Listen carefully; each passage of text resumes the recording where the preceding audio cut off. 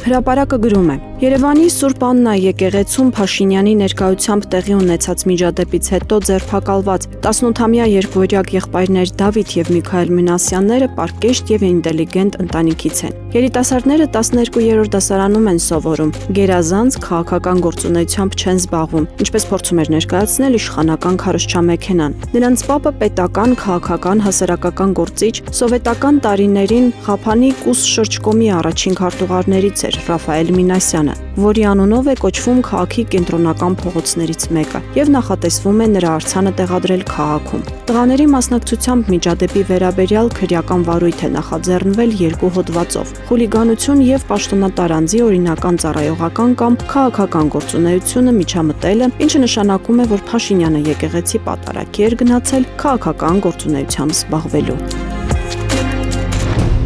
Իրավունքը գրում է. Փաշինյանի փողոցային քարոզարշավները արդեն սկսել է հունից հանել ՔՊԱ-ականներին։ Գիտեք, մենք գոհ ենք, դարձել ենք խաղալիք, ժպտա, ասա, խոսա, բարի, ինչ ասի, պետքա գլուխներս կախլսենք։ Ինքն էլ ամեղք, էլ չգիտի ոնց պահի իշխանությունը, բայց իրա կողքն էլ չենք կարա չլինենք, որովհետև իրա գնալուց հետո մեզ հում կուտի ժողովուրդը։ Մտերիմ շրջապատում այսպես են անկեղծանում ՔՊԱ-ական քարոզիչները։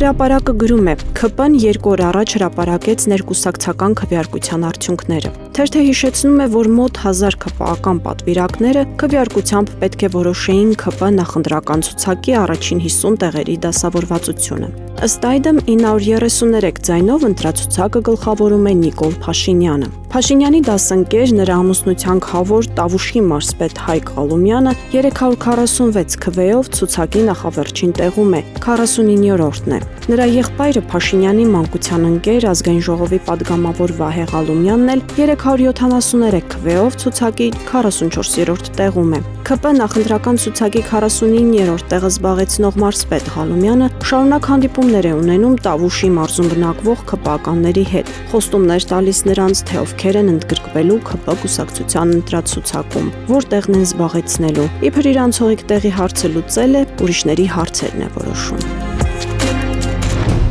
Հրապարակը գրում է. ներիշխանական կուլիսներում ՔՊ ընտրությունների երկրորդ փուլից հետո ակտիվորեն քննարկում են, թե ինչպես է առողջապահության նախարար Անահիտ Ավանեսյանն այդքան շատ ձայն ստացել։ Նա ամենաշատ ձայներ ստացած կինն է եւ նախընտրական ցուցակի եռյակում է հանգրվանելու։ ՔՊ-ում անարդար են համարում Ավանեսյանի ստացած ձայները։ Հիշում են, որ ամիսներ առաջ սեպտեմբերին նա չկարողացավ վարչության անդամի ընտրություններում այնքան ձայն հավաքել, որտեղ զբաղեցնի կուսակցական ղեկավար մարմնում եւ ներկայիս քվեները պայմանավորում են առողջապահության պարտադիր համակարգի ներդրմամբ, որը դրական ազդեցություն է գործել հանրային որոշ շերտերի, այդ թվում նաև ՔՊ շարքային ընտրիչների մոտ։ Ուստի կարծում են, որ Անահիտ Ավանեսյանն անհավասար մրցակցության մեջ է եղել իրենց հետ։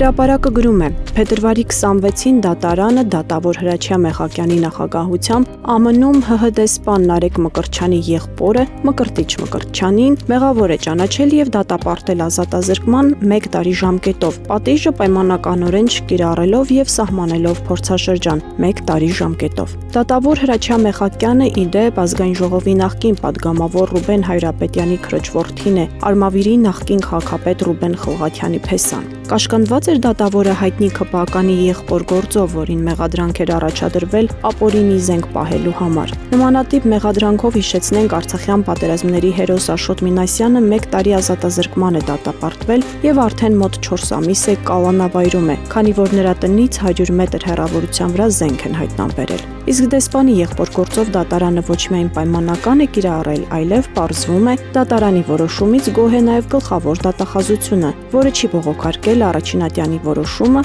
եւ այն մի քանի օր առաջ ուժի մեջ է մտել։